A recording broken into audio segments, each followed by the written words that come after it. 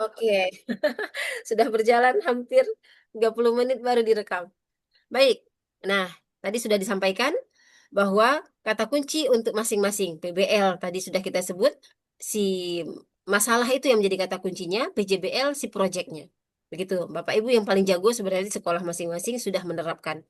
Nah, tinggal sekarang melihat bagaimana apakah efektif, apakah apa tuh namanya tepat sasaran kepada siswa. Kadang kita sudah sangat semangat mengajar dengan berbagai macam model pembelajaran. Tapi apakah apa bermakna bagi siswa? Apakah bernilai bagi siswa? Begitu, Bapak Ibu.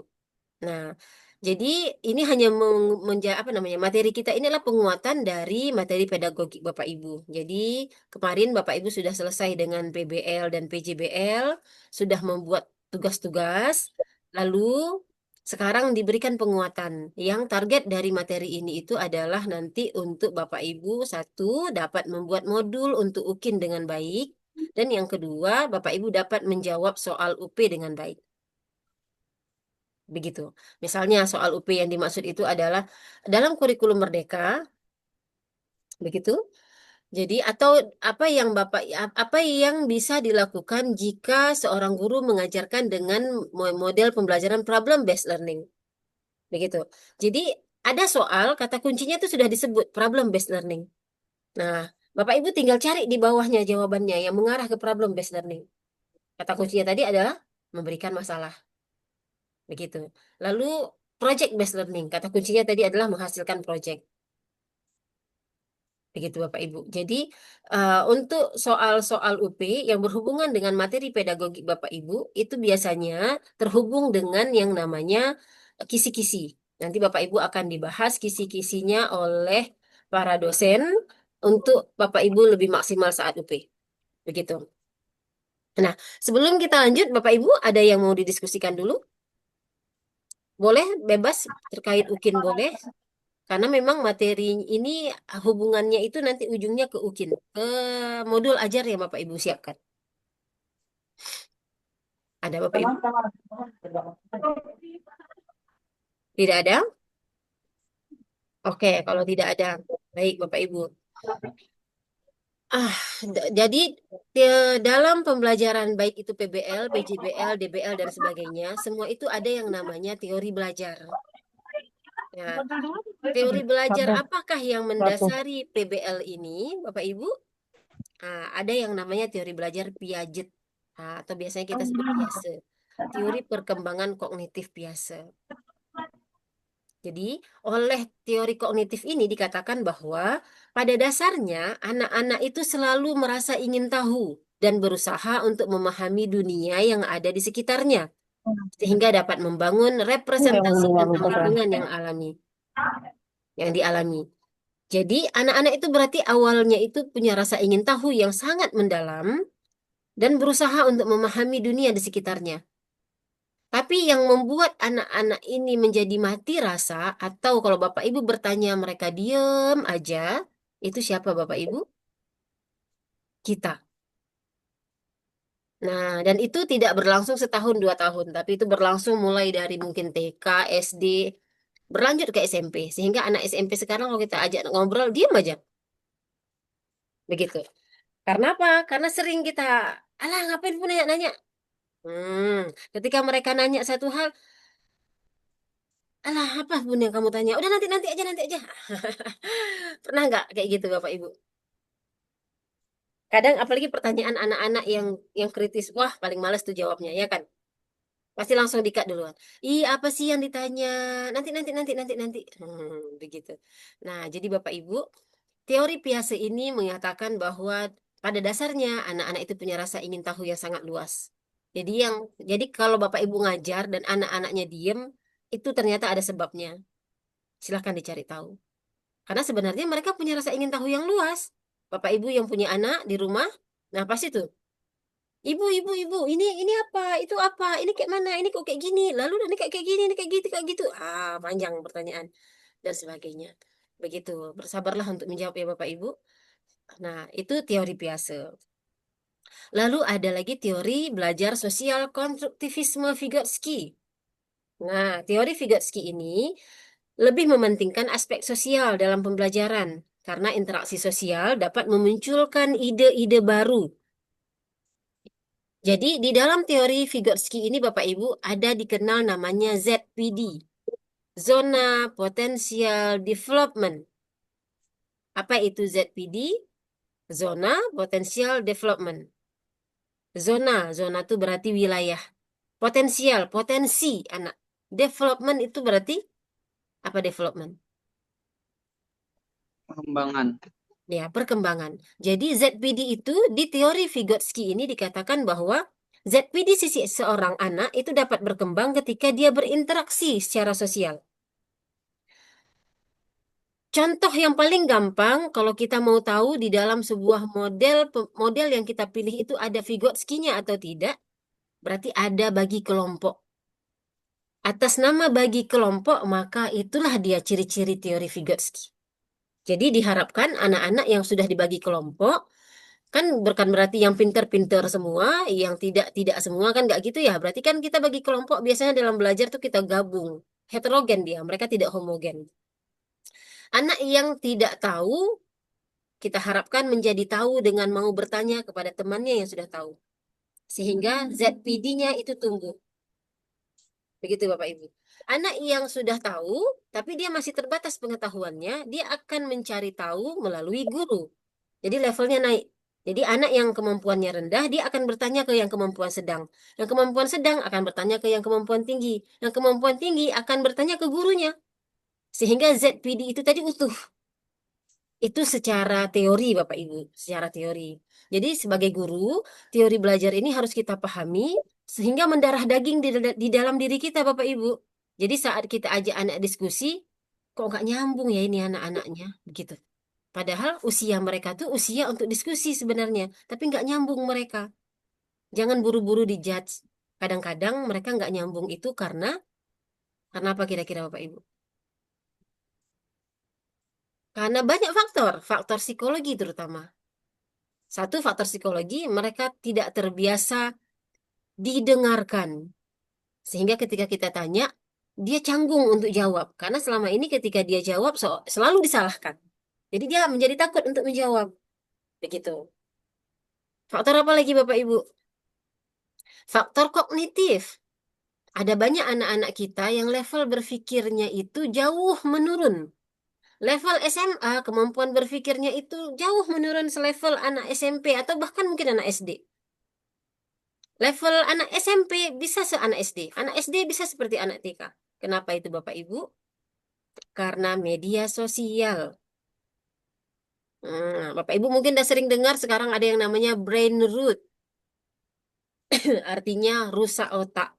Kenapa bisa rusak otak? Karena sering nonton konten-konten receh yang singkat-singkat. Itu mengganggu daya konsentrasi dan kemampuan berpikir anak. Bukan hanya anak, kita pun kena Bapak Ibu. Bapak Ibu guru ada yang main TikTok kah? Ada yang punya TikTok jaget-jaget kah? Nah, itu hati-hati Bapak Ibu. Itu awal. Atau Bapak Ibu sering nonton scroll YouTube Shop atau banyak kan? Wajar nggak ada masalah Bapak Ibu, tapi jangan berlebihan karena akan mempengaruhi kemampuan daya konsentrasi kita Bapak Ibu. Nah, gitu ya Bapak Ibu. Jadi, kalau karena kita sebagai guru, m- model-model ini keren-keren Bapak Ibu. Keren-keren banget. Tapi kalau kita menerapkan model ini tanpa memahami teori-teori yang menyertainya, atau teori-teori psikologi, ini kan teori kognitif ya Bapak Ibu. Ada teori sosial, ada teori, apalagi namanya psikologi, maka kita hanya akan menjadi apa ya namanya, mengikuti tren tanpa memahami konteks. Oh, trennya sekarang lagi model TPACK, TPACK semua. Tapi kita tidak memahami konteks, kita tidak memahami, tidak memaknai apa yang kita ajarkan. Pokoknya ikut-ikut aja. Begitu Bapak Ibu. Jadi, eh, seperti yang pernah saya bahas di awal dulu saat orientasi, harapan kami tentu kepada Bapak Ibu adalah menjadi guru profesional yang memesona, tapi juga yang memahami secara psikologi bagaimana berinteraksi dengan siswa. bagaimana memahami kondisi psikologi siswa. Nah, tentu seperti misalnya prinsip tentu beda-beda. Mengejar kurikulum atau tidak mengejar kurikulum. Bapak Ibu memilih yang mana? Ya, Bapak Ibu. Kita boleh diskusi sekilas Bapak Ibu. Ini sudah ranah kita sama-sama pengajar. Saya dosen, Bapak Ibu guru. Jadi ini kita bukan guru dan murid, tapi sesi ini sesi sharing antara sama-sama pengajar. Bapak Ibu guru, saya dosen.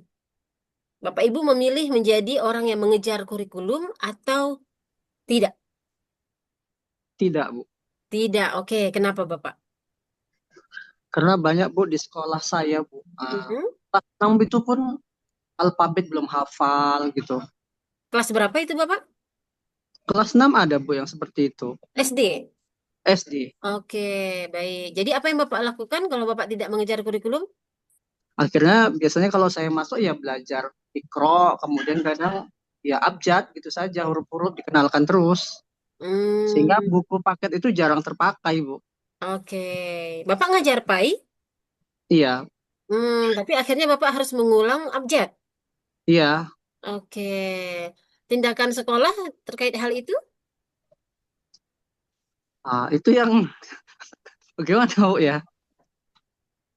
Kadang kan ada kepala sekolah yang memang tidak peduli dengan perkembangan murid, Bu. Kadang apalagi Oke. di sekolah kami itu kepala sekolahnya PLT begitu. Oke, oke. Paham, paham, paham. Nah, kayak gitulah ya kan Bapak Ibu.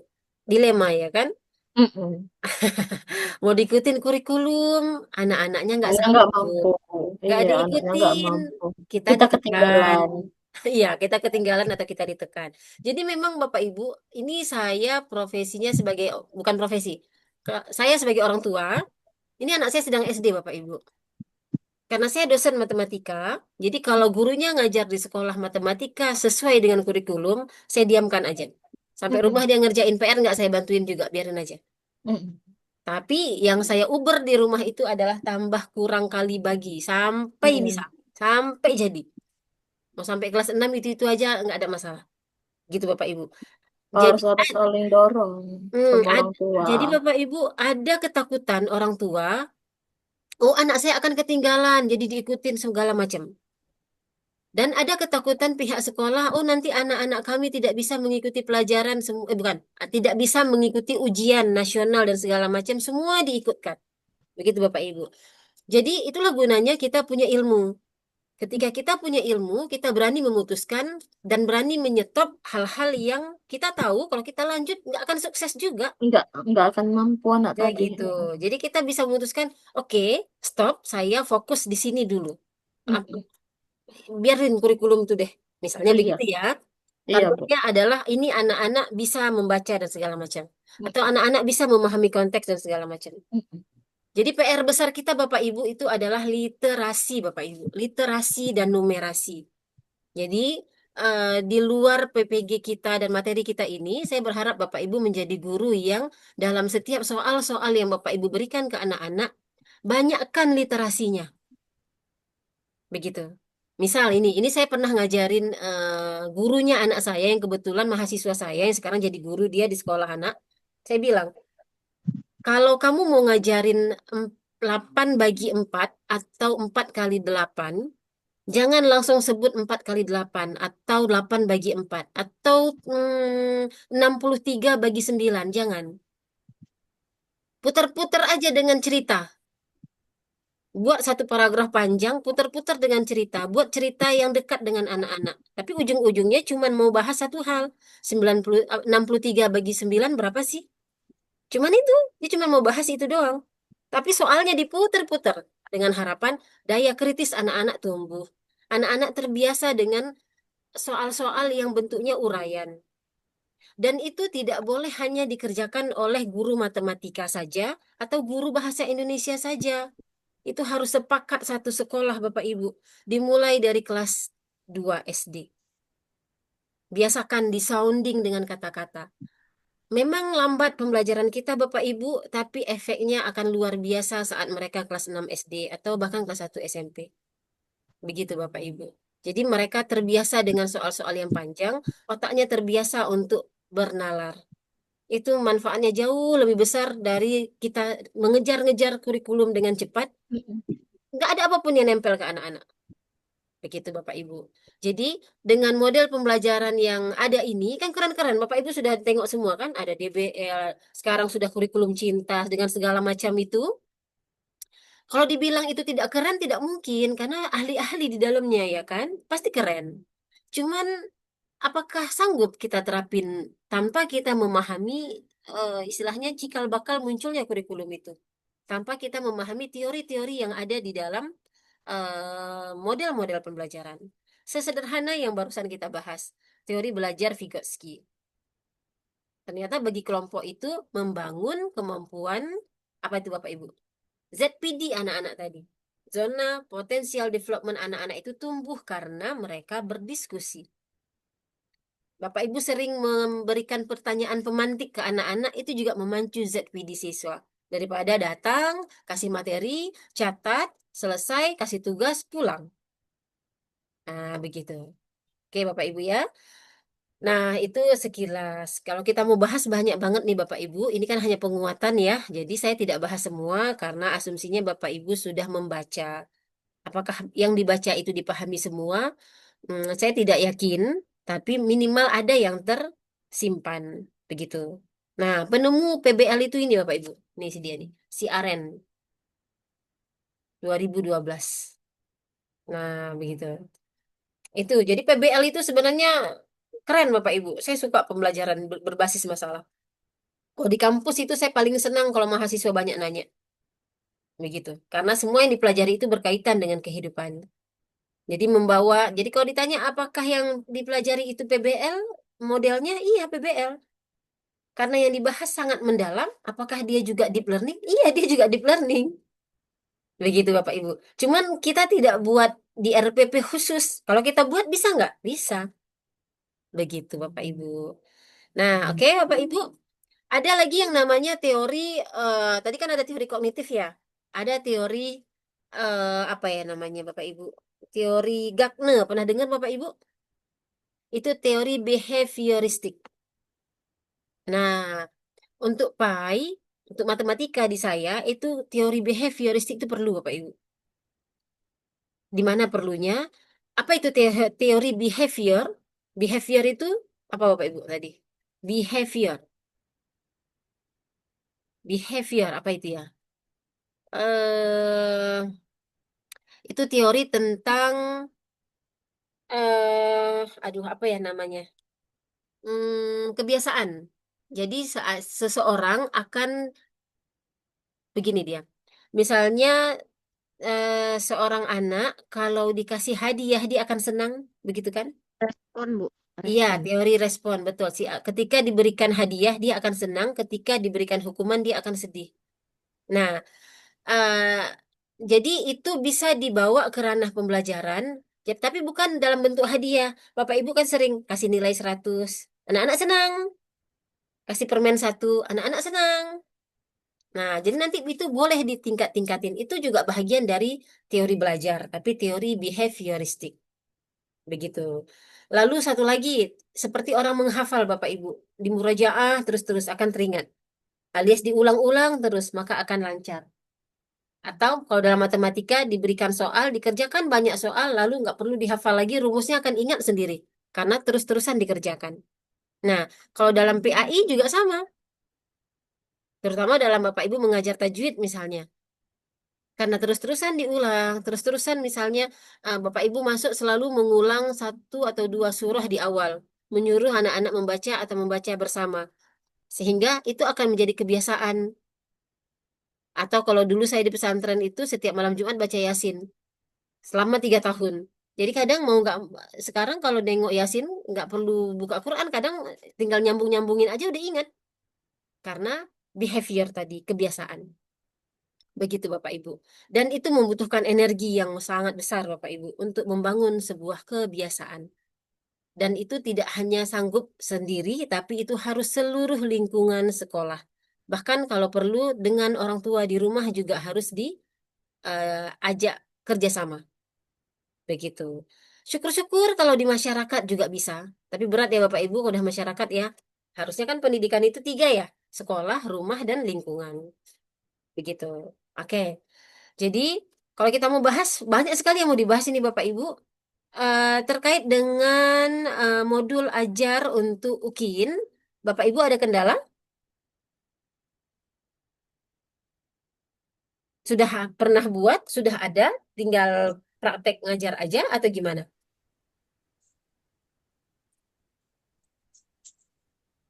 Bapak Ibu sudah aman?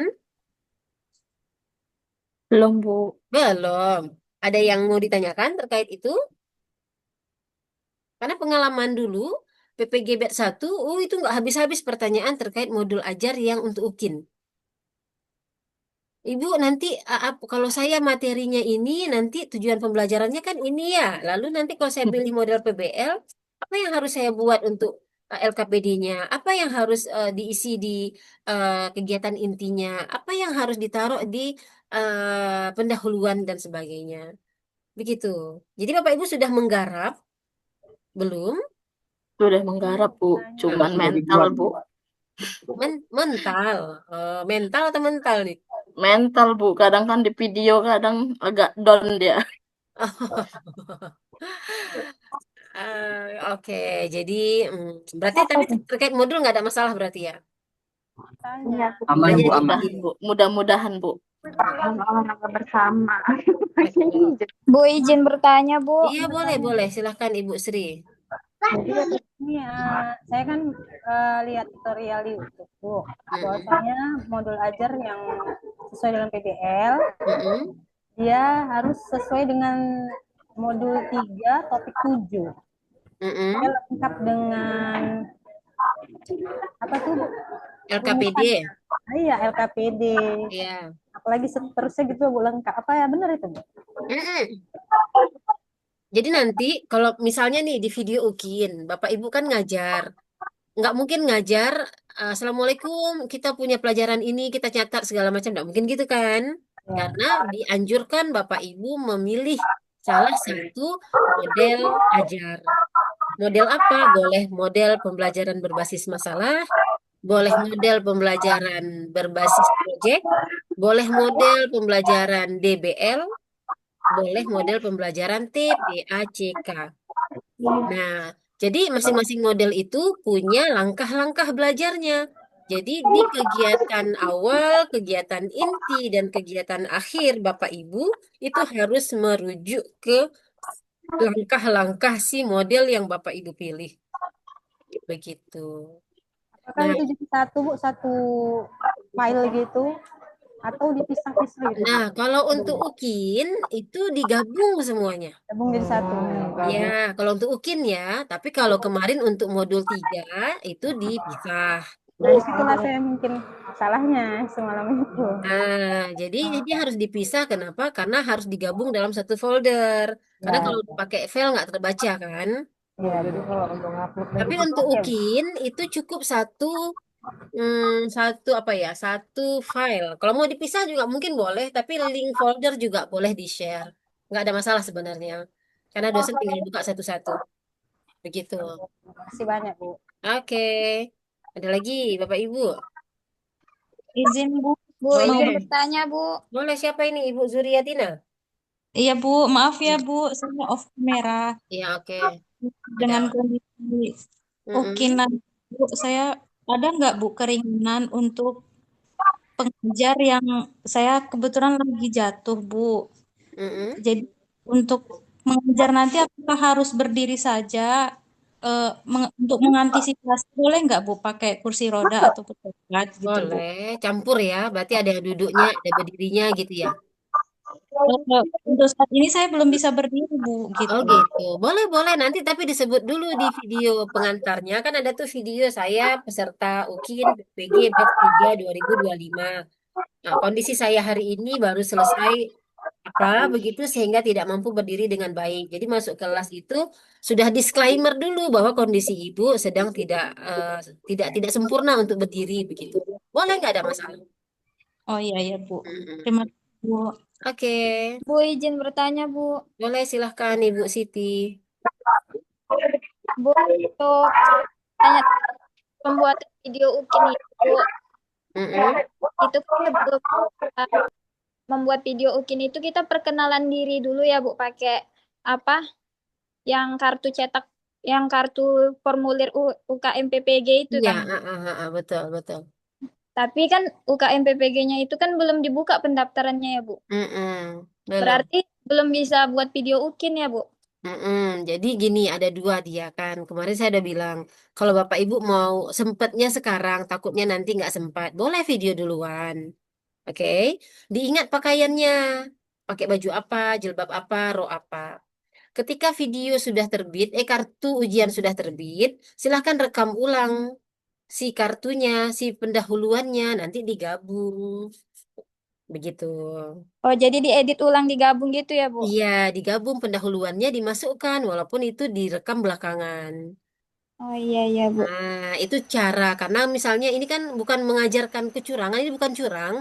Karena banyak kondisi kita yang nggak tahu, nggak bisa kita prediksikan. Ada yang kemarin tiba-tiba begitu mau video sakit, ada yang kakinya macam-macam. Jadi akhirnya apa terbatas. Jadi maksud saya ini bisa diantisipasi dengan ketika Bapak Ibu waktunya sedang lapang, mempersiapkan modulnya sudah beres semua, silahkan nggak apa-apa dibolehin video. Tapi jangan disebut saya memvideokan di tanggal 1 Oktober. Nah, jangan. Begitu. Bu, Ya. artinya Ya Bu, makasih ya Bu. Oke. video perkenalan dengan video Ukin itu berbeda ya Bu? Baru nanti langsung digabungkan. Boleh, tapi yang pasti jangan beda pakaiannya sehingga nanti akan dianggap, wah ini kok bisa beda pakaiannya, kapan perkenalannya, kapan videonya, begitu. Jadi pastikan kostumnya sama, begitu. Iya Bu, izin Bu bertanya lagi Bu. Iya, Untuk boleh. video Ukin itu Bu, berapa menit ya Bu kira-kira Bu? Kalau kemarin kan Oke. Ibu semalam Ibu bahas yang sudah diedit sekitar 30 menit Bu. Iya. Yang masih Ya. mentahnya nih Bu. Oh, yang mentahnya. Kalau yang mentahnya nggak ada batasan, Ibu. Dianjurkan Ibu merekam 2 JP. Tujuannya ketika Ibu perlu, oh saya perlu nih kondisi saya lagi diskusi bareng siswa, oh ambil. Oh saya perlu nih ketika saya sedang anak-anak sedang menyanyikan lagu Indonesia Raya, ambil. Tapi saat Ibu memvideokan untuk diupload ke YouTube atau ke Google Drive untuk dinilai, misalnya saat anak-anak menyanyikan Indonesia Raya, jangan full Indonesia Raya sampai habis dimasukkan ke dalam video, habis waktunya. Iya. Nah, cukup separuh edit begitu. Jadi itu gunanya video full itu untuk bisa diambil sedikit sesuai dengan keperluan. Yang penting kan memang Bapak Ibu yang ngajar. Memang sudah mengajar, tapi ini supaya video kelihatan menarik untuk ditonton. Iya. Jadi comot-comot lah, tambahkanlah ketika misalnya ibu sedang jalan, siswanya sedang mengerjakan LKPD dalam kelompok. Nah, masukkanlah musik-musik, teng-teng-tengan ada tuh musik ya, biar nggak Biar sunyi. nggak sepi. Iya betul. Tapi jangan musik yang kalau ibu upload ke YouTube nanti dianggap copyright. Hati-hati juga milik musiknya. Begitu. Oke, ada lagi ya Pak? Berarti yang di-upload Bu cuman satu aja. Yang di-upload editannya aja Bu, yang 30 menit. Iya, kan. Izin Bu bertanya, boleh silahkan. ini terkait tentang tadi tentang konsep teori. Di situ saya ada ada sebagian kurang paham. Ya selama ini kan saya itu biasa kalau ngajar itu menggunakan PBL Bu. Terus ada PBL, iya. PBL, problem based learning. Iya, tapi yang selama ini kan karena berbanyak kasusnya pada anak itu ada kurang minat belajarnya, makanya saya menggunakan teorinya seperti itu. Lalu di sini kan ada beberapa teori, ada yang saya kurang paham ini teorinya maksudnya bagaimana, ada yang macam tadi kan ada PBL, PJBL, ada TPACK, terus ada DBL gitu kan. Nah, dan teori-teori yang tersebut itu kan ada yang saya tidak mengetahui itu maksudnya seperti apa kalau kita menggunakan contoh TPCAK itu bagaimana contoh yang harus kita lakukan. Baru DBL itu contoh seperti apa lagi gitu. Jadi kita supaya ke depannya tidak terfokus kepada PBL aja. Mungkin kita mau ganti teori-teori lain, Bu, gitu, Bu. Oke, boleh. Oke, saya bahas Terima sekilas. kasih ya, Bu. Oke, kita buka di sini aja ya. Jadi biar gampang Bapak Ibu mengingat, gini, DBL itu cara gampangnya, Bapak Ibu saat membuat soal, untuk ujian, Bapak Ibu membuat soalnya mementingkan nggak kemampuan anak kemampuan sedang, anak kemampuan rendah, dan anak kemampuan tinggi. Saat buat soal, ada nggak level soal itu dibuat mudah, sedang, dan sulit? Ya. Nah, kalau ada, itu sudah masuk ranah DBL. Nah, itu yang paling sederhana yang bisa kita pahami. Misalnya begini, Bapak Ibu tahu anak kemampuan tinggi itu kalau dikasih soal rendah itu kemudahan bagi dia. Karena itu kita siapkan soal yang sulit untuk dia. Lalu untuk anak kemampuan sedang kita kasih soal yang sulit, dia agak kepayahan. Kita berikan soal selevel dia. Anak yang kemampuan rendah, kalau kita kasih soal yang sulit, udah pasti nggak bisa. Jadi tetap ada soal dengan level rendah. Jadi ketika kita kasih soal dengan ketiga tipe itu, lalu siswa menjawab, kita bisa lihat bahwa ketika nilai anak yang kemampuan sedang itu bisa mencapai 100, curiga dong. Anak kemampuan rendah nilainya 100, curiga dong. Tapi anak kemampuan tinggi nilai 100, wajar. Artinya curiga bukan berarti kita mengatakan dia tidak layak dapat nilai segitu, bukan. Tapi kan kita mau mengajarkan kejujuran. Nah, jadi itu satu hal. Hal berikutnya, DBL itu misalnya Bapak Ibu, anaknya ini misalnya di SD, asik jalan, gangguin teman-temannya aja. Itu berarti kemungkinan gaya belajarnya adalah kinestetik. Asik gerak aja. Ada anak yang duduk, dengar, diam-diam, fokus memperhatikan Bapak Ibu. Itu berarti anaknya visual. Ada yang dia sambil nulis, tapi dia dengerin Bapak Ibu. Itu auditori. Nah, bisa nggak Bapak Ibu mengapresiasi mereka dengan memberikan soal-soal di LKPD atau di LKS sesuai dengan karakter mereka? Nah, itu DBL. Jadi Bapak Ibu mengapresiasi bakat-bakat mereka melalui soal-soal yang mengarah ke kemampuan mereka tadi. Tipe belajar ya, Bu. Nah, ya Bu? Maksudnya sesuai dengan tipe belajar anak gitu Iya, ya, Bu. betul. Kalau sekolah kita itu sekolah yang heterogen dan kita terapkan yang seperti itu, Bapak Ibu habis waktunya. Artinya habis itu, Bapak Ibu harus fokus benar ke anak-anak untuk sampai ke tahap memperhatikan satu persatu bakat anak. Nah, kalau kita sudah sampai ke ranah itu sudah ranah yang kalau kalau kalau karena saya sudah berada di level itu dalam artian begini. Kalau saya memaksakan Bapak Ibu dengan gaji yang tidak seberapa harus mengajarkan dengan seperti itu, memperhatikan semua level kemampuan anak, memperhatikan semua tipe-tipe kepribadian anak, tipe-tipe gaya belajar anak. Bapak Ibu nggak sempat memperhatikan anak di rumah. Paham nggak maksud saya Bapak Ibu?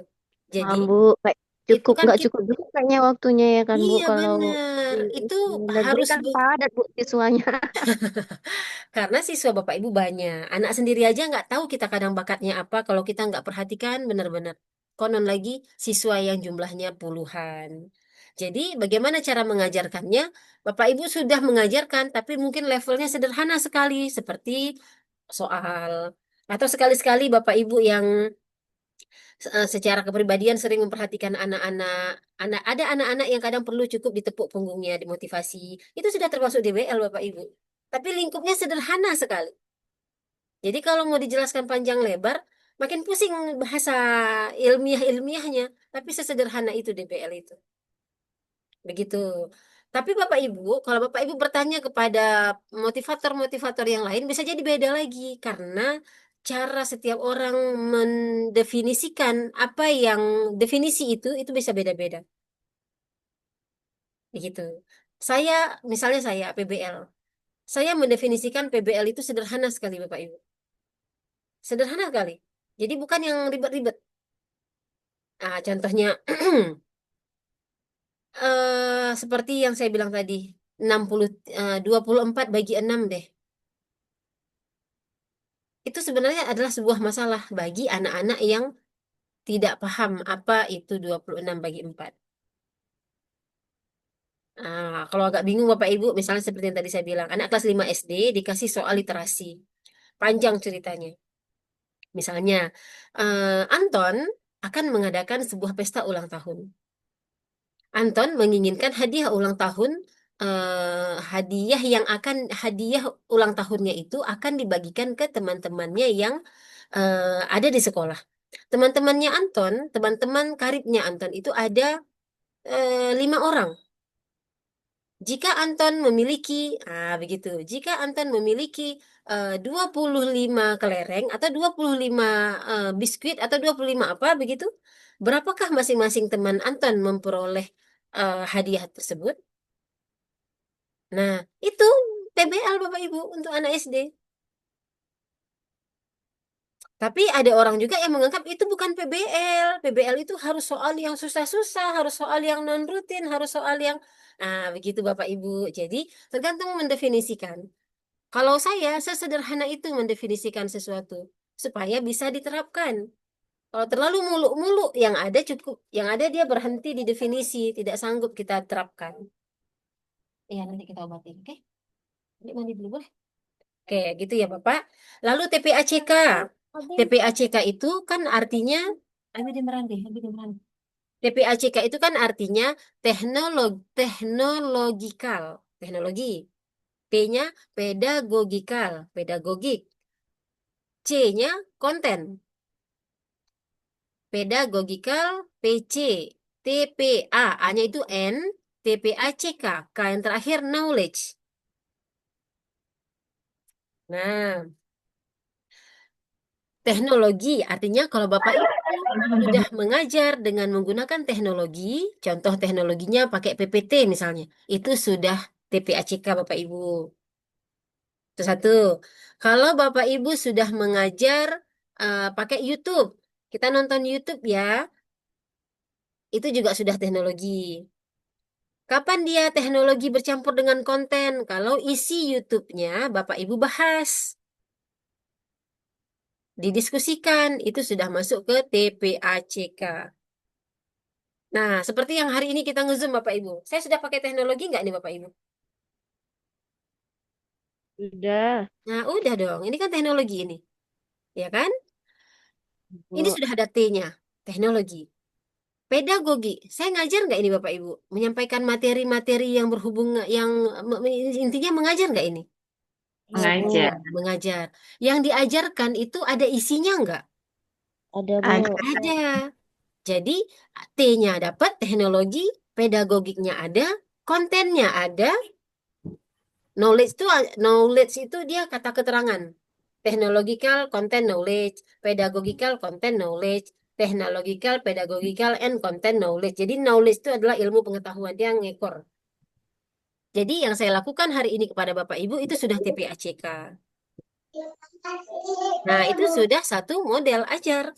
Jadi kalau Bapak Ibu mau mengajar pakai TPACK, itu sesederhana Bapak Ibu bawa laptop ke kelas, ditembakkan ke Infocus, lalu kasih LKPD-nya online, atau Bapak Ibu kasih tontonan YouTube, atau Bapak Ibu kasih langkah-langkah pembelajaran berdasarkan apa namanya tutorial-tutorial dari YouTube, itu sudah teknologikal.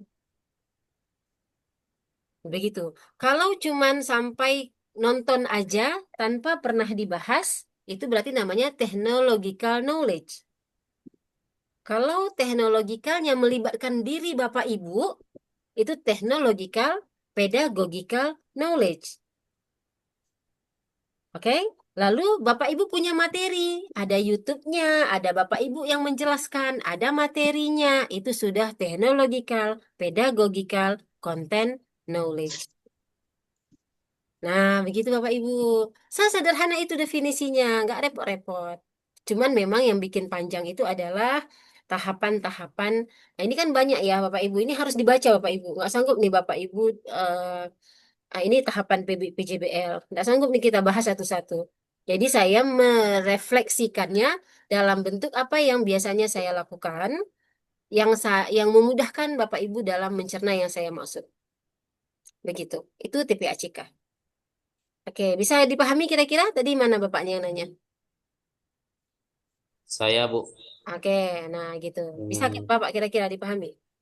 Ya, insya Allah bisa. Dari penjelasan Ibu tadi bahwasanya kan dari teori-teori itu masing-masing perbedaan dari DBL tadi kan dikatakan dari tingkat kemampuan siswa. Sedangkan yang TPACK tadi kita menggunakan konten atau sebentuk YouTube untuk materi pembelajaran, tapi ada dua ketentuan tadi. Kalau materi itu dari YouTube tanpa dijelaskan, maka itu tidak termasuk dalam pedagogika konten knowledge tadi kan, Bu? Oke. Nah, tapi kalau kita guru ikut menjelaskan berarti kita masuk ke dalam pedagogiknya. Kan itu tadi. Terus tadi. Jadi saran lah gitu umpamanya, Bu. Kalau bisa, manakah yang harus misalnya kami terapkan teori itu ke depannya supaya tidak membosankan kepada anak. Karena kan anak selama ini makin ke depannya itu kan selalu banyak masalah, Bu. Jadi kami sebagai guru itu pun juga takut untuk menegur anak. Untuk menegur anak dikarenakan ada poin-poin tertentu di situ kan, Bu. Jadi kan kami di sinilah sebagai mahasiswa dari YIN Langsa memohon pada Ibu sebagai pembimbing saran yang cocok itu yang bagaimana yang harus kami tingkatkan teori ini supaya anak bisa minat dan mengikuti nanti ke depannya.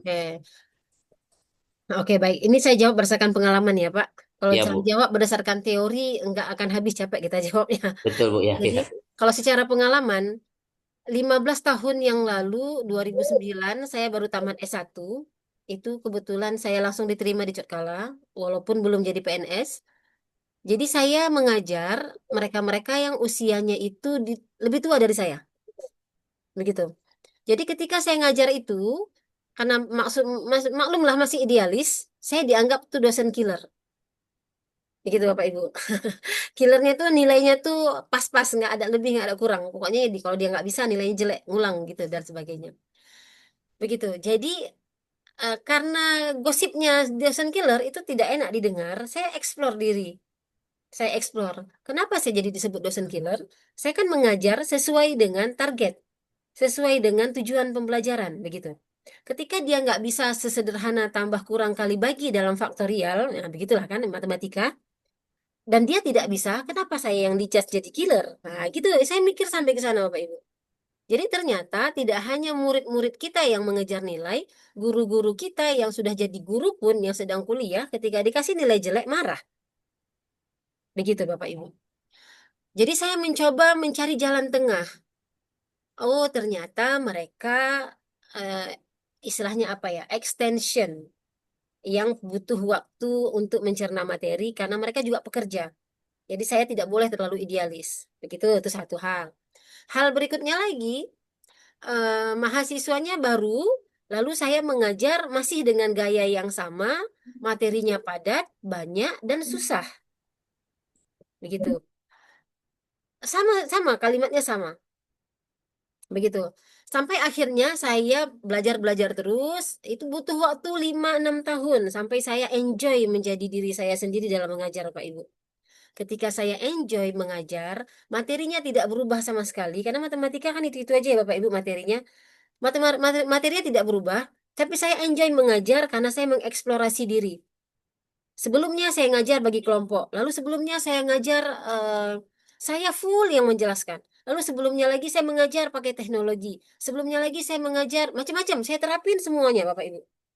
Sampai di tahun kelima, di tahun keenam, dan di tahun berikutnya, saya udah sangat enjoy ngajar. Bahkan saya datang ke kelas tanpa bawa buku, saya explore apa yang bisa saya explore terkait kehidupan sehari-hari, saya explore terkait dengan apa kaitan antara yang saya ajarin dengan kehidupan mahasiswa. Ternyata itu yang membuat saya jadi artis di kelas Bapak Ibu. Saya ditonton, saya dilihat.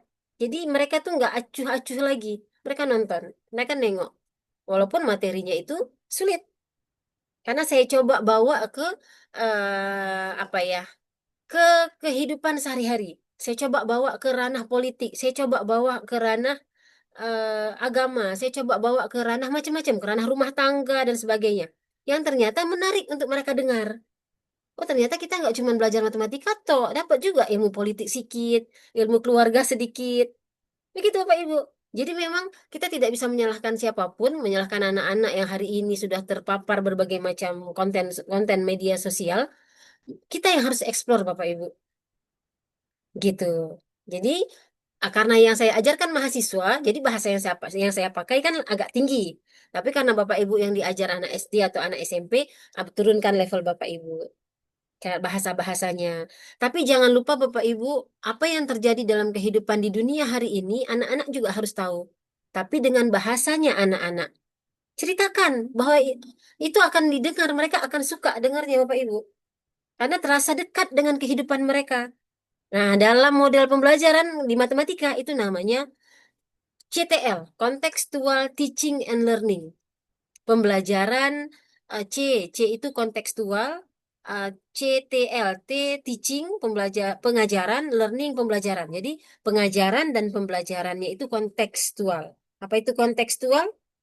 Konteks, up to date, berhubungan dengan hal-hal yang ada di dekat siswa. Gitu.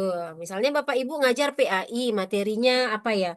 Yang SD deh misalnya, atau apa ya? Hmm, apa Bapak Ibu coba sebutin materi yang Bapak Ibu ajarin? Tentang ayat keragaman Bu, itu Ayat dari keragaman, Arun. Tentang ayat ini, Bu. keragaman. Ayat keragaman tuh isinya tentang isi artinya itu tentang apa? Toleransi. Toleransi, Bu. Oh, toleransi. Oke. Nah, Kelas 4 itu. kalau Bapak Ibu di Langkat banyak nggak teman-teman yang Nasrani? Enggak. Nah, Banyak juga sih, Bu. Banyak. Di Nah, tempat saya lebih banyak Bu.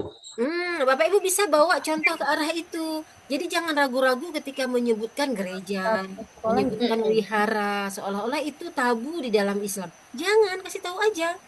Tapi itu agama ini, agamanya ini, kita agamanya Islam, begitu-begitu. Jadi kita mengajarkan semua hal ke anak-anak sebagai pengetahuan, tapi tetap akidahnya harus kuat. Begitu. Boleh gitu. Begitu Bapak Ibu. Nah, jadi memang ranah itu bagaimana cara supaya menarik bagi siswa. Mau tidak mau Bapak Ibu harus coba banyak hal, eksplor diri Bapak. Jadi ketika duduk di depan kelas, aura PD Bapak Ibu itu terpancar bahkan baru Assalamualaikum. Nah, gitu Bapak Ibu. Bapak Ibu baru Assalamualaikum, aura Bapak Ibu itu udah kepancar. Nah, untuk sampai ke ranah itu Bapak Ibu harus terus-menerus belajar. Jangan, walaupun Bapak Ibu sudah 10 tahun misalnya atau sudah 15 tahun, jangan pernah berhenti belajar Bapak Ibu. Upgrade diri Bapak Ibu. Upgrade diri Bapak Ibu sehingga Bapak Ibu ketika orang nggak kenal Bapak Ibu, tapi cukup nengok tatapan Bapak Ibu aja, mereka sudah tahu bahwa Bapak Ibu bukan sembarangan orang ini. Begitu. Ya, Bapak Ibu. Nah, itu berdasarkan pengalaman Bapak Ibu. Jadi pengalaman diremehkan itu membuat kita tahu bahwa kita harus berubah, harus melakukan sesuatu supaya yang kita omongin itu didengerin, begitu. Saya paling anti kalau di ruangan saya ngomong nggak ada yang dengerin. Saya duduk di belakang, saya suruh yang ngomong untuk ngobrol, untuk ngomong di depan. Jadi ada sesi seriusnya, ada sesi santainya. Nah, itu harus dipelajari. Jadi seni menarik ulur dalam ruang kelas itu perlu dipelajari Bapak Ibu. Begitu. Oke, baik Bapak Ibu. Ada lagi yang mau ditanyakan? Jangan.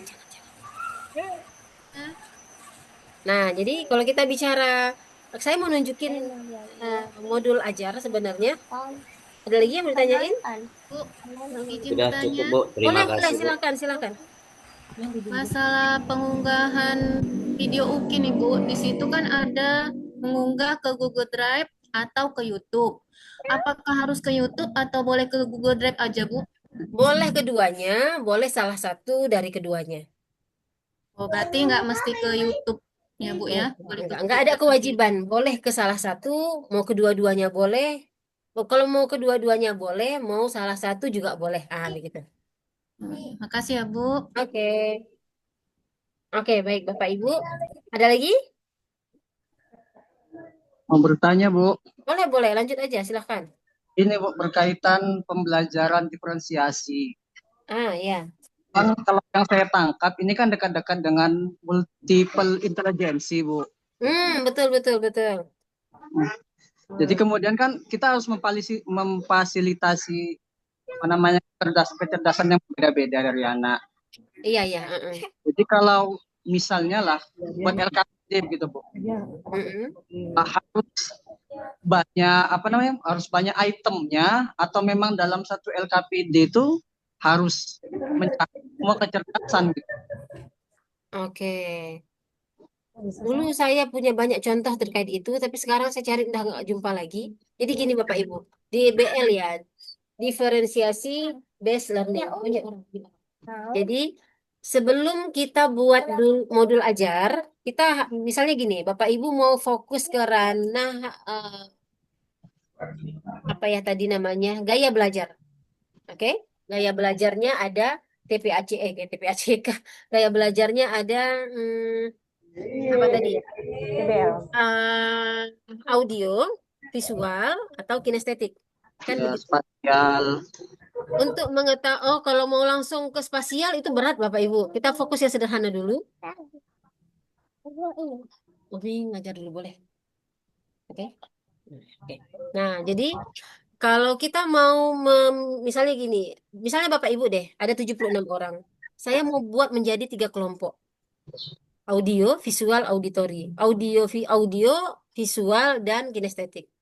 Bagaimana cara supaya ketemu nih Ibu Sri Rahayu orangnya audio, Bapak Suhendri kinestetik, Ibu Waduli misalnya visual. Mana caranya? Harus sebarin angket Bapak Ibu. Harus kasih angket dulu. Itu tidak bisa sembarangan main nebak-nebak. Oh ini kinestetik, oh ini audio, oh ini visual. Itu sesederhana audio, visual, kinestetik. Kalau Bapak Ibu mau sampai ke ranah si anak itu spasial, intrapersonal, interpersonal, itu angketnya lebih banyak lagi isinya Bapak Ibu. Nah, begitu. Jadi itu yang saya bilang tadi, DBL itu seru kita terapin, tapi syarat untuk sampai menebak-nebak si A masuknya ke literasi kah, si B masuknya ke kemampuan spasial kah, si C masuknya ke intrapersonal kah, itu harus ada angket. Harus ngisi angket. Lalu dari angket tersebut dapatlah dia, oh ini kelompok auditori, ini kelompok visual, ini kelompok kinestetik. Oke, misalnya sudah dapat nih kelompok-kelompoknya, baru Bapak Ibu buat. Untuk anak kinestetik, Bapak Ibu akan berikan LKPD bentuknya seperti apa. Untuk anak auditori, Bapak Ibu akan berikan pembelajaran dari YouTube, akan ya berikan pembelajaran dari apa lagi namanya, apa ya? LKPD-nya akan dibuat soal seperti ini. Jadi itu dipilah-pilah. Metode mengajarnya pun dipilah-pilah. Jadi dalam 2JP Bapak Ibu mengajar itu harus mengakomodir ketiga anak tadi. Ketiga tipe anak. Itu yang tadi saya bilang Bapak Ibu, apakah berat? Berat Bapak Ibu. Nggak mudah itu. Begitu. Karena itu jangan terlalu memaksakan diri untuk menerapkan yang seperti itu. Sederhana saja, tapi dapat. Apa yang saya sebut sederhana? Karena Bapak Ibu ranahnya PAI, pastikan anak-anak menyukai pembelajaran Bapak Ibu. Bagaimana cara dia menyukai? Itu nampak dari gesturnya. Minimal mereka hormat sama Bapak Ibu. Bapak Ibu tahu hormatnya itu tulus, bukan yang apa ya, bukan yang tipu-tipuan. Lalu PR besar kita hari ini kan moral anak-anak kan Bapak Ibu. Omongannya, kata-katanya tidak sopan, tidak ramah, tidak sopan. Itu PR besar kita. Lalu anak-anak yang apa tuh namanya gampang tersinggung secara emosional, emosionalnya itu tipis banget.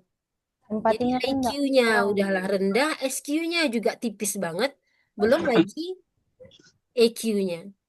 Nah, PR besar Bapak Ibu. Jadi kalau kita mau bilang guru agama berat banget harus karakter siswa, enggak juga. PR semua kita. Saya juga PR-nya banyak Bapak Ibu untuk anak-anak generasi sekarang. Begitu.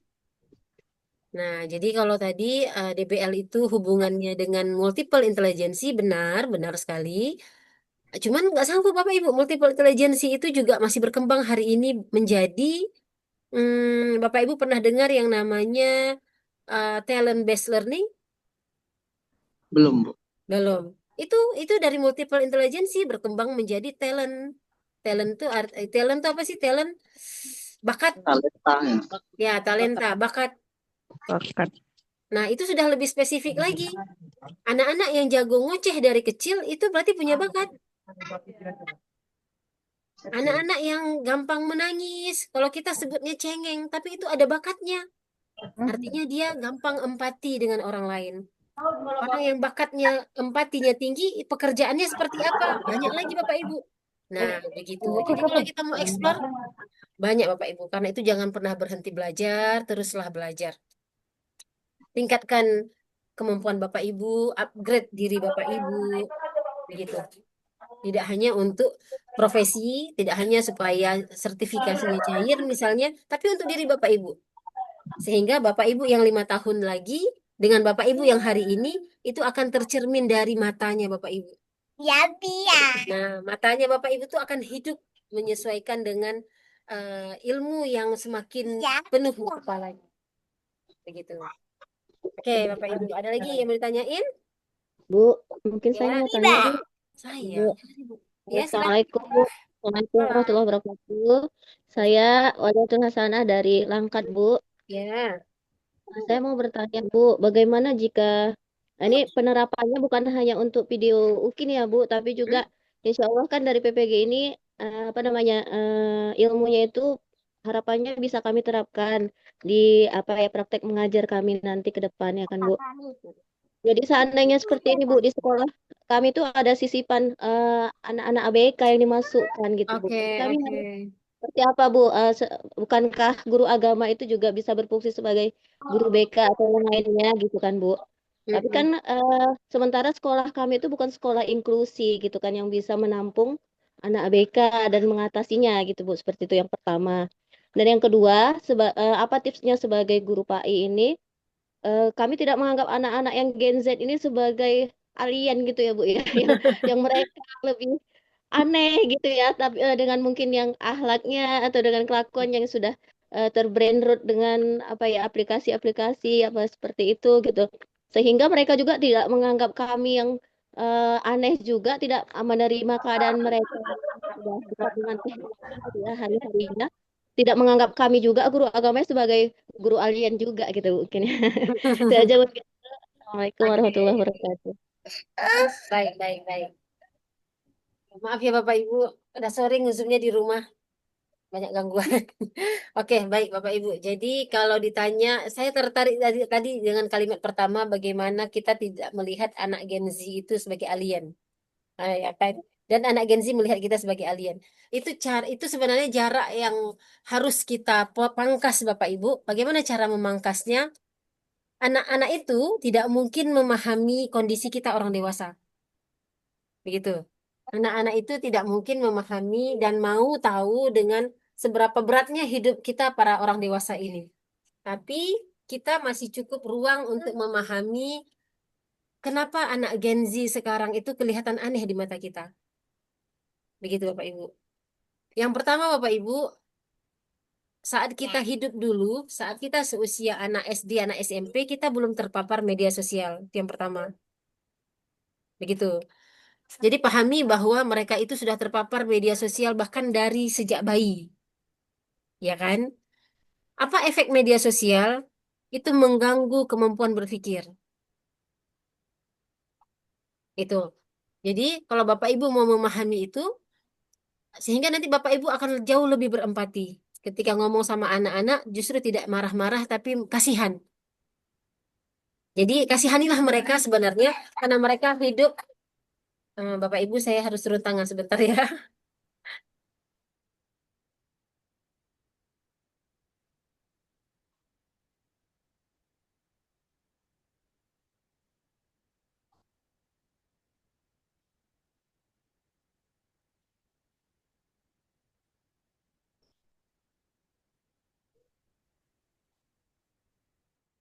Nah, bagaimana caranya supaya kita tidak menganggap mereka alien seperti tadi?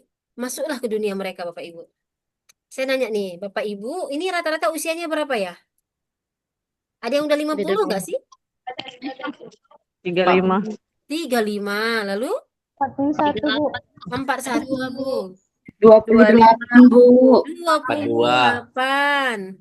21. 21. Ada yang 21? 31.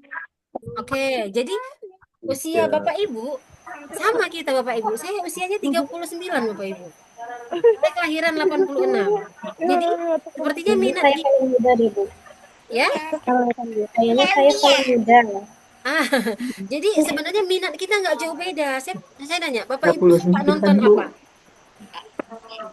Jadi kan Bapak Ibu, kita ini sepertinya orang dewasa yang punya dua apa ya namanya ya? Punya dua kepribadian. Saat tidak ada siapapun, kita menjadi diri kita sendiri dengan nonton apa yang kita suka. Tapi saat di depan anak murid, kita jaga image bahwa kita guru agama yang tidak boleh melakukan dosa. Iya nggak sih? Iya. Ngaku nggak? Ayo, ngaku nggak? Bu. Iya, Bu. Nah, jadi nggak ada salahnya Bapak Ibu yang misalnya jilbabnya besar, guru agama, sesekali masuk ke dunia anak-anak. Misalnya sesekali Bapak Ibu nggak sengaja lewat, nengok apa yang mereka bahas. Oh, bahas pacaran. Oh, bahas konten tontonan K-pop-K-popan. Oh, bahas tentang wibu. Tahu wibu Bapak Ibu? Wibu. Ya, yang kartun-kartun Naruto dan segala macam itu. Nah, Anomali, Bu, itu kartun anomali. ya. Nggak tahu deh wibu tuh yang kayak gimana sih. Saya juga agak nggak pernah nonton juga, tapi sering dengarnya.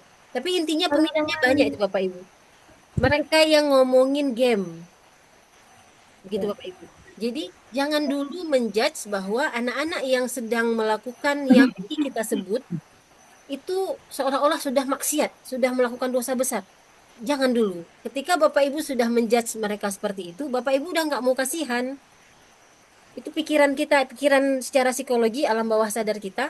Ketika kita melihat anak-anak ini udah ngelakuin sesuatu yang menurut kita melanggar agama, udah nggak sholat, main game aja, dan sebagainya, kita udah langsung mulutnya nggak berhenti tuh maunya ceramah aja.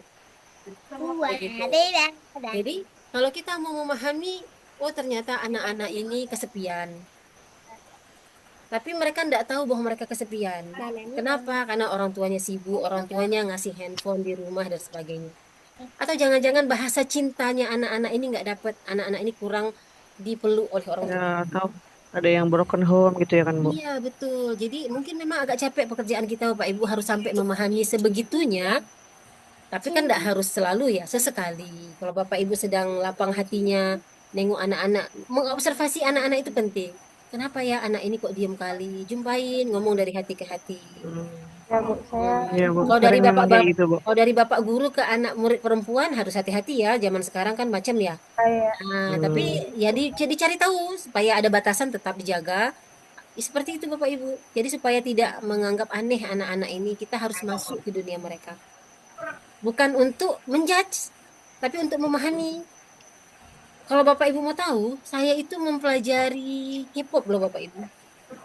Saya tahu itu artis-artis K-pop. Korea. Yes, saya tahu. Saya tahu tontonan Cina-Cina anak yang ditonton anak-anak sekarang saya tahu. Lalu film-film Korea, film-film Cina saya tahu. Korea. Itu supaya Korea. saya tidak jauh berjarak dengan anak saya udah kelas 5 SD Bapak Ibu. Supaya saya tidak berjarak dengan anak-anak. Walaupun anak-anak tidak saya berikan handphone, tapi anak-anak sudah terpapar dari teman-temannya di sekolah. Jadi kalau anak-anak nanya, apa itu BTS Umi misalnya? Kok ada ini? Saya punya jawaban daripada saya menjudge, saya punya jawaban karena saya sudah nyemplung. Begitu Bapak Ibu. Jadi Bapak Ibu jangan berjarak dengan hal yang seperti itu. Karena kita orang dewasa, justru ketika kita masuk ke dunia itu, kita justru punya jauh banyak batasan. Jadi saat kita lihat itu, oh ternyata tidak bagus. Tapi memang menarik musik-musiknya itu bagi anak-anak. Nggak bisa kita pungkiri Bapak Ibu, dunianya begitu sekarang. Jadi memang kita yang dewasa ini berempati. Jangan langsung menjudge. Kasihanilah mereka, karena mereka itu generasi stres, Bapak Ibu. Tahu nggak kenapa disebut generasi stres? Mereka belum tamat, tapi pekerjaannya udah susah. Mereka belum pun tamat, tapi tidak ada pekerjaan yang akan menanti mereka. Iya apa enggak, Bapak Ibu? Iya. Pekerjaan yang ada hari ini itu, ya, doorsmith. Pekerjaan hari ini bagi anak-anak kita, tukang beca, mau jualan ekonomi sulit, mau berindustri, nggak ada perusahaan. Itu Bapak Ibu. Tapi mereka anak-anak ini belum sadar dia, tapi dia sudah nonton berbagai macam konten di internet. Itu mempengaruhi pikiran anak-anak Bapak Ibu. Begitu. Jadi sebenarnya lebih ke kalimat kasihanilah mereka. Karena dengan empati yang kita berikan itu membuat anak-anak akan menganggap gurunya bisa menjadi tempat cerita, gurunya bisa menjadi tempat dia berpulang kalau orang tuanya tidak bisa. Begitu Bapak Ibu. Itu yang bisa saya sampaikan Ibu. Mana tadi Ibunya? Terkait anak, iya, kalau terkait anak inklusi itu sebenarnya kebijakan sekolah Bapak Ibu. Mau tidak mau gurunya harus, kalau sekolahnya ada anak inklusi, ada anak yang yang berkebutuhan khusus, mau tidak mau gurunya harus diberi pelatihan. Begitu Bapak Ibu. Jadi memang harus ada penanganan khusus untuk anak berkebutuhan khusus ini. Kalau dia digabung di dalam kelas normal, apakah bisa dan sebagainya. Kalau memang bisa, bagaimana penanganannya? Itu harus ada pelatihan. Itu saya tidak bisa jawab khusus, karena jawabannya itu ranah kebijakan. Tapi kalau Bapak Ibu mau, bagaimana cara mengatasinya? Jawabannya sama, berempatilah dulu. Gunakan dulu empati sebelum Bapak Ibu mengajar. Begitu Bapak Ibu ya. Oke Bapak Ibu, ada lagi yang mau ditanyain?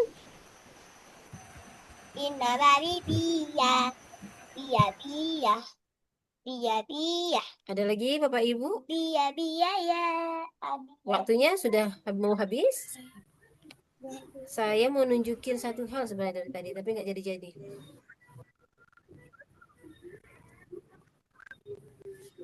Modul. Bentar ya. Ini saya ambil dari punya orang lain, karena punya, nah seperti ini Bapak Ibu, ini kan modul ajar kurikulum merdeka. Nah, Iya, Bu. untuk ukinnya Bapak Ibu, itu kan modul ajarnya boleh bebas ya, kurikulum merdeka dibolehin. Kalau saya nggak salah kemarin K13 juga saya bolehin ya. Ada saya tulis nggak Bapak Ibu? Di pengumuman. Nah, saya udah lupa apa yang saya tulis. Ada, Bu. Deep learning juga boleh. Jadi memang dibebaskan kali ini supaya memudahkan Bapak Ibu. Kalau dulu saya wajibkan kurikulum merdeka aja, nggak boleh selain itu. Nah, kali ini Bapak Ibu yang mau kurikulum merdeka boleh, K13 masih boleh, mau ke deep learning juga boleh. Begitu. Nah, ini biasanya ini itu UNES ya. UNES ini biasanya matematika Bapak Ibu. Nah, coba Bapak Ibu lihat. IPA ya. Penyusunan ini nama mahasiswa PPG-nya. Ini PPG prajabatan Bapak Ibu. Tidak sama dengan kita PPG dalam jabatan. Karena kalau kita itu terlalu dibuat begini, tidak sanggup Bapak Ibu. Waktu kita singkat. Ini waktunya setahun mereka belajarnya. Oke. Buat seperti ini boleh? Boleh. Namanya Bapak Ibu, instansinya, tahunnya kapan Bapak Ibu susun. Jangan lupa Bapak Ibu, tahunnya itu tahun ini ya. Karena untuk UKIN. Tahun ini. Lalu materi modul ajarnya apa? Modul ajar tuh materi Bapak Ibu apa? Jangan lupa karena ini kurikulum merdeka, maka Bapak Ibu pilih kelas sesuai fase. Ya kan?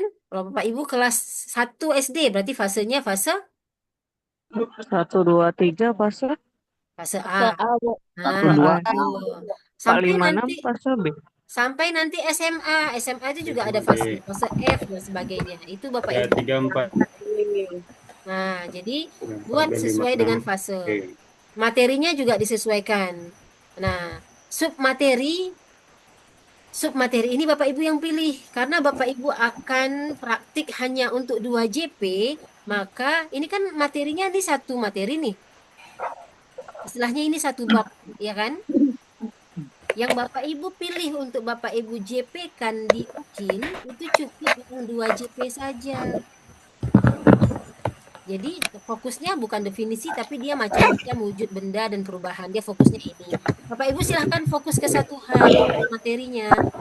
Jadi kalau TP Bapak Ibu itu kepinginnya banyak, jangan kali ini. Karena ini untuk UKIN.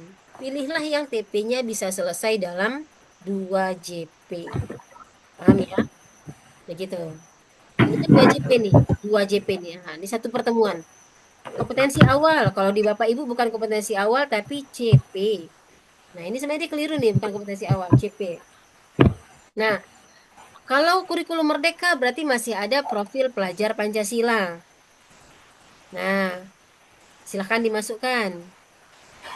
Ini apa ya namanya? Ini kan fasilitas ya. Ini kan tinggal copy paste dan menyesuaikan. Kalau Bapak Ibu pakai TPACK, berarti ada link YouTube yang Bapak Ibu share.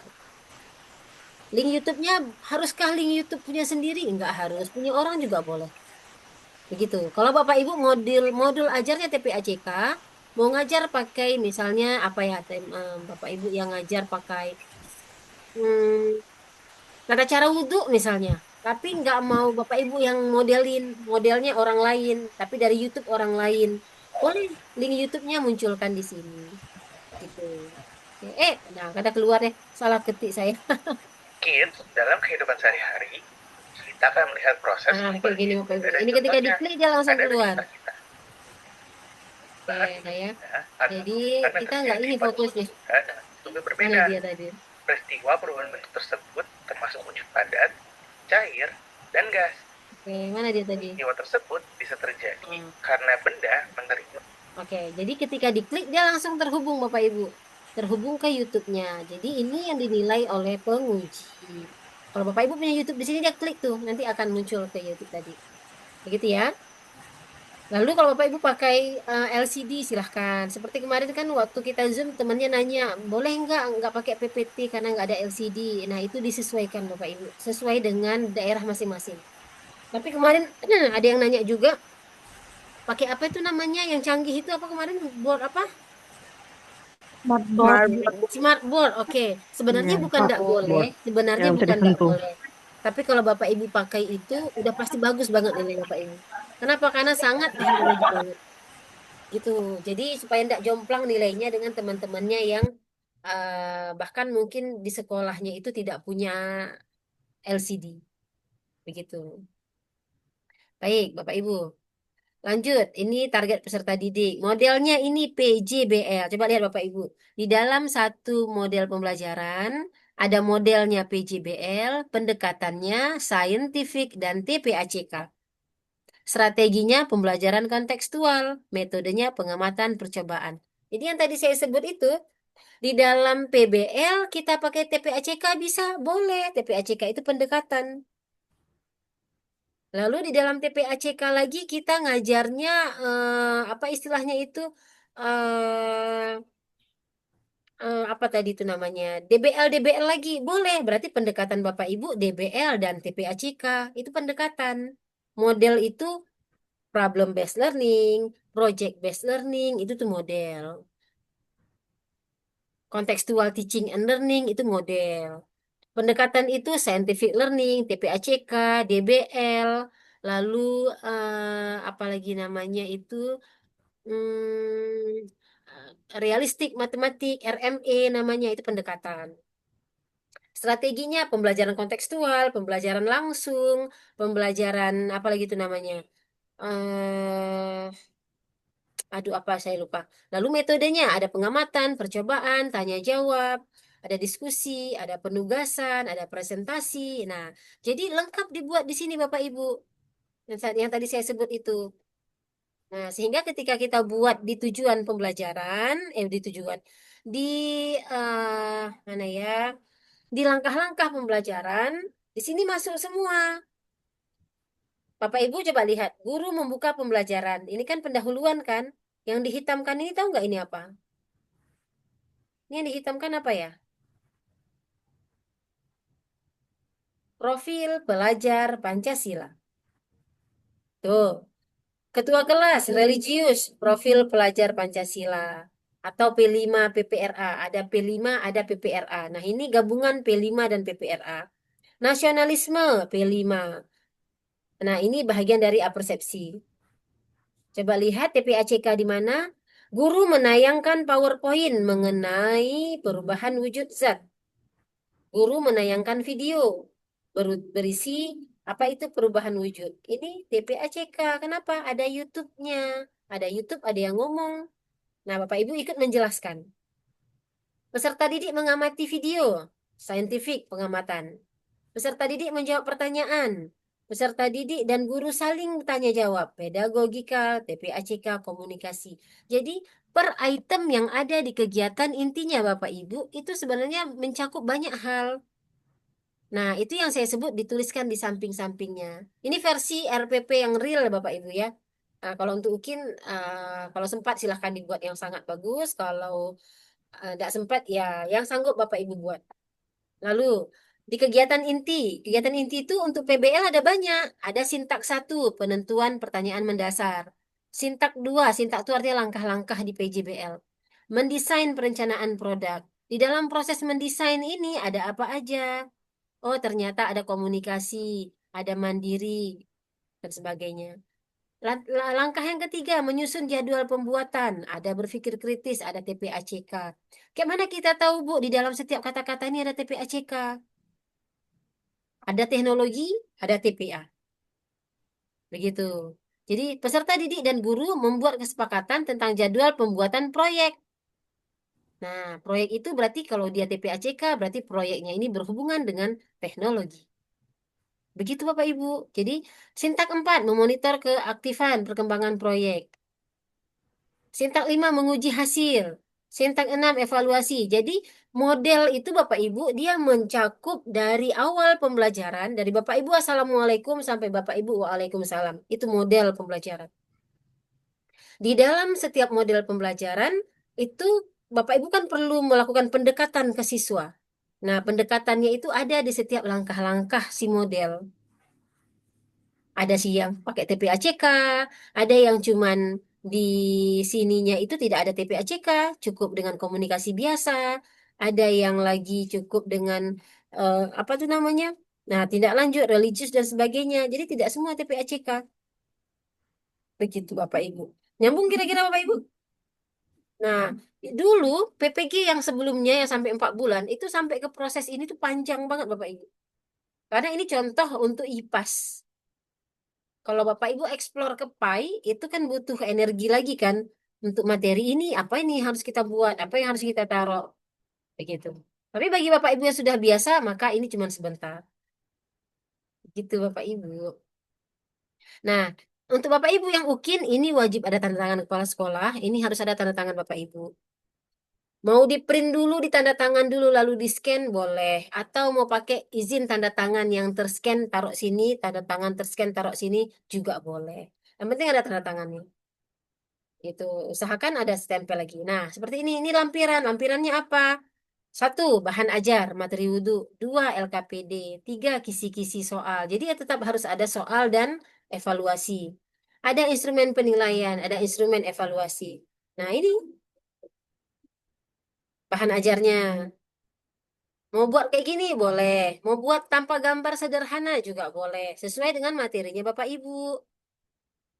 Ini materinya. Ini panjang kan waktunya untuk membuat kayak gini. Nggak sebentar ini Bapak Ibu. Tapi kalau pakai Canva Bapak Ibu udah terbiasa mungkin bisa. Begitu. Nah, nanti ada LKPD di dalamnya. Ada lagi soal. Nah, ini kisi-kisi penilaian. Kisi-kisinya dia pakai penilaian. Ada tes tertulis. Ini seperti yang ada di RPP Bapak Ibu dulu. Nah, ini LKPD-nya. Ada bentuk soal. Ini lampiran berupa penilaian diagnostik. Kalau kita betul-betul melakukan ini Bapak Ibu, wah cerdas-cerdas semua murid kita Bapak Ibu.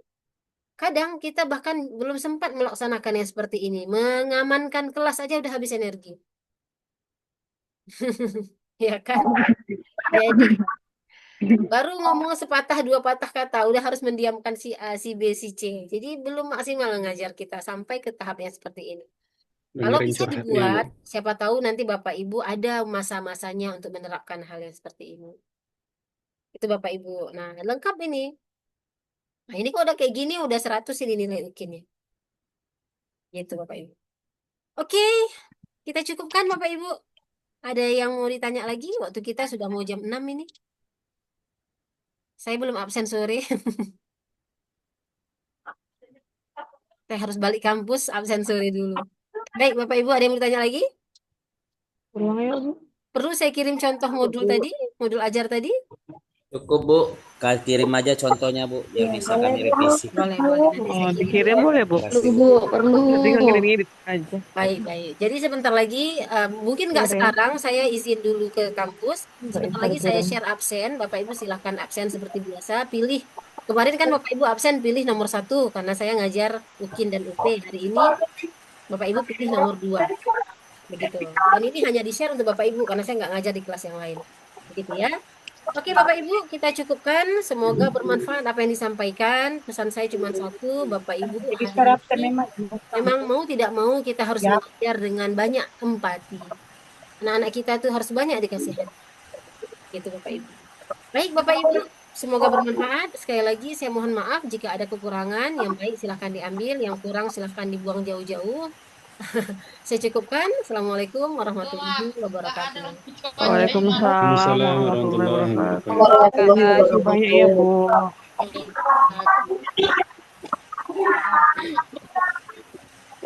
Ulang, Bu.